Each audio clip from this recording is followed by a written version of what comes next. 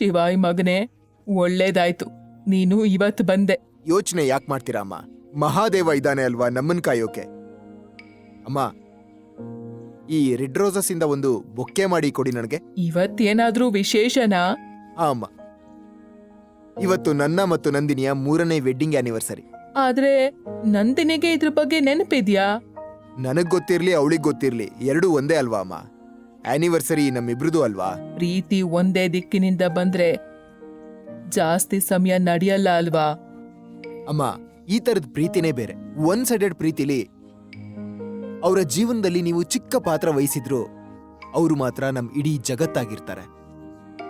ಮಹಾದೇವನ ಆಶೀರ್ವಾದ ಇದ್ರೆ ನೀನು ನಂದಿನಿನ ಎಷ್ಟು ಪ್ರೀತಿ ಮಾಡ್ತೀಯೋ, ನಂದಿನಿ ಸಹ ನಿನ್ನ ಅಷ್ಟೇ ಪ್ರೀತಿ ಮಾಡ್ತಾಳೆ. ಸರಿ, ನಾನ್ ನಿಮ್ಗೆ ಸುಂದರವಾದ ರೆಡ್ ರೋಸಸ್ ಬೊಕ್ಕೆ ಮಾಡ್ಕೊಡ್ತೀನಿ. ಸ್ವಲ್ಪ ಸಮಯದಲ್ಲಿ ಬೊಕ್ಕೆ ರೆಡಿ ಆಯ್ತು. ಅದನ್ನ ನೋಡಿದ ತಕ್ಷಣ ಶಿವಾಯಿ ಮುಖದ ಮೇಲೆ ಸ್ಮೈಲ್ ಬಂತು.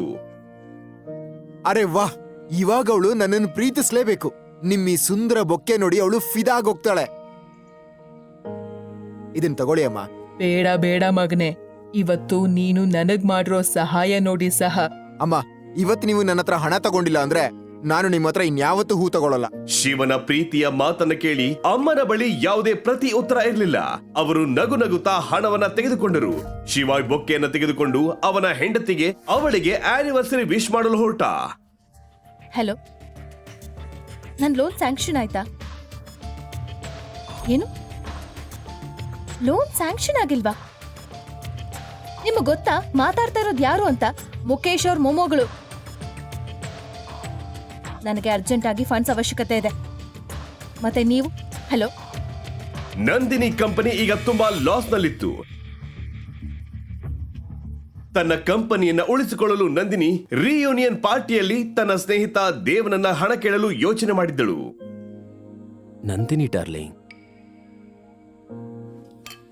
ನಿನಗ್ ಬೇಕು ಅಂದ್ರೆ ಸ್ವಲ್ಪ ನಿಮಿಷಗಳಲ್ಲಿ ನೀನು ಕೋಟಿ ಕೋಟಿ ಸಂಪಾದನೆ ಮಾಡಬಹುದು. ಮತ್ತೆ ನೀನ್ ಮುಳುಗ್ತಿರೋ ಕಂಪ್ನಿನ ಉಳಿಸ್ಕೋಬಹುದು. ಅಂದ್ರೆ ನನಗೆ ಅರ್ಥ ಆಗ್ಲಿಲ್ಲ. ಹೇಗೆ? ನೀನ್ ಸ್ವಲ್ಪ ಸಮಯ ನನ್ನವಳಾದ್ರೆ ಥಟ್ ಅಂತ ನಿನಗೆ 2 ಕೋಟಿ ಹಣ ಕೊಡ್ತೀನಿ. ಮತ್ತೆ ಜಾಸ್ತಿ ಹಣ ಬೇಕು ಅಂದ್ರೆ ಅಂದ್ರೆ ಏನು? ಅಂದ್ರೆ ಏನು ಹೇಳು ದೇವ್, ಪ್ಲೀಸ್. ಏನ್ ಮಾಡ್ಬೇಕು ನಾನು? 2 ಕೋಟಿಗಿಂತ ಜಾಸ್ತಿ ಬೇಕು ಅಂದ್ರೆ? 2 ಕೋಟಿ ಏನು, 10 ಕೋಟಿ ಬೇಕಾದ್ರೂ ಕೊಡ್ತೀನಿ. 10 crore? What are you saying? Dev, please ಹೇಳು. ನಾನ್ ಏನ್ ಮಾಡ್ಬೇಕು ಅಂತ ಹೇಳು. ಜಾಸ್ತಿ ಏನಿಲ್ಲ, ಇವತ್ತೊಂದಿನ ರಾತ್ರಿ ನೀ ನನ್ ಜೊತೆ ಇರ್ಬೇಕು. ದೇವ್ ಹೀಗಂತ ಹೇಳಿ ನಂದಿನಿಯ ಕೈ ಹಿಡಿದುಕೊಳ್ಳಲು ಹೋದಾಗ ದೇವ್ನ ಮುಖದಲ್ಲಿ ಒಂದು ಪಂಚ್ ಬಿತ್ತು.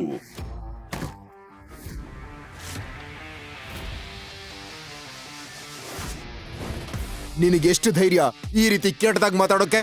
ಅವಳು ನನ್ನ ಹೆಂಡತಿ, ಮತ್ತೆ ನನ್ನ ಹೆಂಡತಿ ಹಣಕ್ಕೋಸ್ಕರ ನನಗೆ ಯಾವತ್ತೂ ಮೋಸ ಮಾಡಲ್ಲ.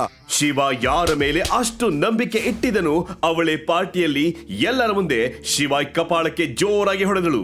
How dare you? ನಿನಗಿಲ್ಲಿಗೆ ಬರೋದಕ್ಕೆ ಯಾರು ಹೇಳಿದು? ನಂದಿನಿ, ನೀನು ಈ ಜನರ ಮಧ್ಯೆ ಏನ್ ಮಾಡ್ತಾ ಇದ್ಯಾ? ಮತ್ತೆ ನಿನ್ಗೆ ಮರ್ತೋಗಿದೆ ಅನ್ಸುತ್ತೆ, ಇವತ್ತು ನಮ್ಮ 3ನೇ ವೆಡ್ಡಿಂಗ್ ಆನಿವರ್ಸರಿ. ನೋಡಿಲ್ಲಿ ನೋಡು, ನಾನು ನಿಂಗೋಸ್ಕರ ಈ ಸುಂದರವಾದ ಬೊಕ್ಕೆ ತಂದಿದ್ದೀನಿ. Bucket my foot. ನಿನ್ ಯೋಗ್ಯತೆ ಏನು ಅಂತ ಮರಿಬೇಡ. 2 ಪೈಸಕ್ಕೆ ನಾಲಾಯಕ್ಕಾದ ಮನೆ ಅಳಿಯ ನೀನು. ಮತ್ತೆ ಏನ್ ಆನಿವರ್ಸರಿಗೆ ಈ ಬೊಕ್ಕೆ ಬಿಟ್ಟು ನೀನ್ ನನಗೇನ್ ಕೊಟ್ಟಿದ್ಯಾ? ಮತ್ತೆ ಏನಾದ್ರೂ ಕೊಡ್ಬೇಕು ಅಂತ ಅನ್ಸಿದ್ರೆ ನನಗೆ ಡೈವರ್ಸ್ ಕೊಟ್ಬಿಡು. ಸಾಕಾಗಿ ಹೋಗಿದೆ ನನಗೆ. ನೀನಂತ ಬಿಕಾರಿ ಜೊತೆ ಇರೋದಕ್ಕೆ ನನಗೆ ಉಸಿರು ಕಟ್ಟದಂತಾಗತ್ತೆ. ನಾನು ಯಾವ ರೀತಿ ಜೀವನ ಮಾಡ್ಬೇಕು ಅನ್ಕೊಂಡಿದ್ದೀನೋ ಅದನ್ನ ದೇವ್ ಕೊಡಬಲ್ಲ. ದೇವ್ ಸರ್. ಅಷ್ಟರಲ್ಲಿ ಪಾರ್ಟಿಗೆ ಪೊಲೀಸ್ ಬಂದರು. ಶಿವಾಯ್ ಪಾರ್ಟಿಗೆ ಬಂದ ತಕ್ಷಣ ದೇವ್ ಪೊಲೀಸರಿಗೆ ಫೋನ್ ಮಾಡಿದ್ದ. ಹೇಳಿ ಸರ್, ನಿಮ್ಗೆ ಯಾರು ತೊಂದರೆ ಕೊಡ್ತಿದ್ದಾರೆ? ಇನ್ಸ್ಪೆಕ್ಟರ್ ಕೇಳುತ್ತಿದ್ದಂತೆ ದೇವ್ ಶಿವಾಯ್ ಕಡೆ ಬೆರಳು ತೋರಿಸಿದ. ಏನೋ ಜಾಸ್ತಿ ಪಾರ್ಟಿ ಮಾಡ್ಬೇಕನ್ನೋ ಶೋಕಿನ? ಅದು ನಿನ್ನ ಯೋಗ್ಯತೆ ಮೀರಿ ದೊಡ್ಡ ಶ್ರೀಮಂತರ ಪಾರ್ಟಿಯಲ್ಲಿ ಬಂದು ತಮಾಷೆ ಮಾಡ್ತಿದ್ಯಾ? ಕರ್ಕೊಂಡು ಹೋಗಿ ಇವನನ್ನ ಪೊಲೀಸ್ ಸ್ಟೇಷನ್ ನಲ್ಲಿ ಪಾರ್ಟಿ ಮಾಡ್ತೀನಿ. ಕರ್ಕೊಂಡೋಗಿ. ನಡಿ, ಬೇಗ ನಡಿ. ಇನ್ಸ್ಪೆಕ್ಟರ್, ಈ ಮಾತನ್ನ ನೆನ್ಪಿಟ್ಕೊಳ್ಳಿ. ಇವನಿಗೆ ಹೇಗ್ ಬುದ್ಧಿ ಕಲಿಸ್ಬೇಕು ಅಂದ್ರೆ, ನಾಳೆ ಇವನು ನನ್ನ ಕಾಲ್ ಬಳಿ ಬಿದ್ದು ನನ್ನ ಬಿಟ್ಟು ಅಂತ ಕೇಳ್ಕೋಬೇಕು. ಆ ರೀತಿ. ಈ ವಿಷಯ ನನ್ನ ಮೇಲೆ ಬಿಟ್ಬಿಡಿ ಸರ್. ನೀವು ಮೇಡಮ್ ಜೊತೆ ಪಾರ್ಟಿ ಎಂಜಾಯ್ ಮಾಡಿ. ಹಾ, ನನ್ನ ನೋಡ್ಕೊಳ್ಳಿ ಸಾಕು. ಅದು ಬರುತ್ತೆ.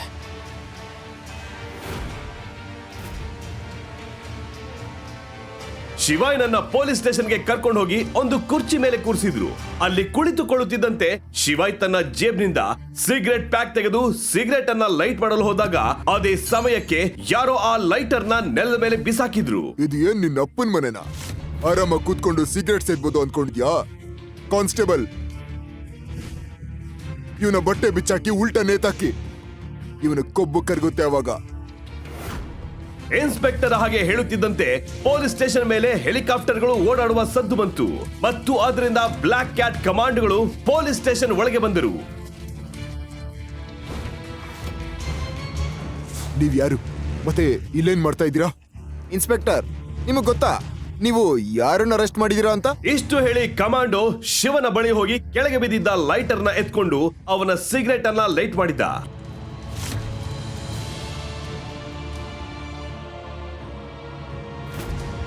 ಯಾವಾಗ ಇನ್ಸ್ಪೆಕ್ಟರ್ ಲೈಟರ್ ಅನ್ನ ನೋಡಿದ್ದೋ ಆವಾಗ ಆಕಾಶ ಕಳಚಿ ತಲೆ ಮೇಲೆ ಬಿದ್ದಂತಾಯ್ತು. ಆಗ ಅವನು ಮೊಣಕಾಲೂರಿ ಶಿವಾಯ್ನ ಮುಂದೆ ಕೈ ಜೋಡಿಸಿ ಹೀಗೆಂದು ಹೇಳಿದ, ಮೇಜರ್ ಮಹೇಶ್ವರಿ, ಹಾಗಿದ್ರೆ ಆ ಲೈಟರ್ ನೋಡಿ ಇನ್ಸ್ಪೆಕ್ಟರ್ ಯಾಕೆ ಭಯಪಟ್ಟ?